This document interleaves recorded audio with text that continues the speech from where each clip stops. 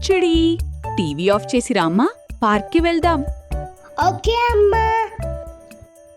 అమ్మా నేను వెళ్ళి ఆడుకుంటాను.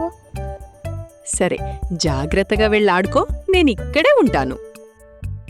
రింకు చాలాసేపు నేను చూపుతున్నావుగా, మాకు ఛాన్స్ ఇవ్వి.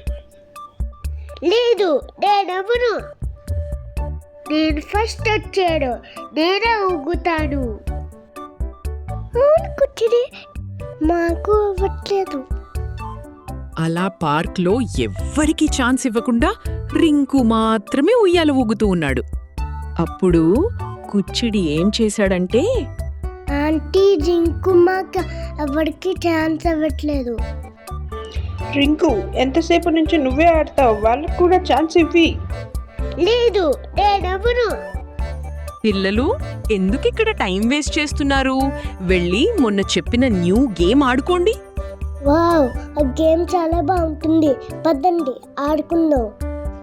పిల్లలందరూ హ్యాపీగా ఆడుకోవడం చూసి రింకుకి నేను కూడా ఆ గేమ్ ఆడితే బావుండు, ఈ స్వింగ్ బోరింగ్గా ఉంది అని అనుకున్నాడు.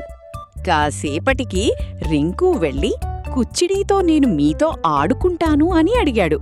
దానికి కుచ్చిడి, అయ్యో లేదు రింకు, నువ్వు మాతో స్వింగ్ షేర్ చెయ్యలేదుగా అని అన్నారు. దానికి రింకు సిగ్గుపడి, సారీ ఫ్రెండ్స్, నేను అలా చెయ్యకుండా ఉండాల్సింది అని అంటాడు. మొత్తానికి రింకు తన తప్పు తెలుసుకున్నాడు.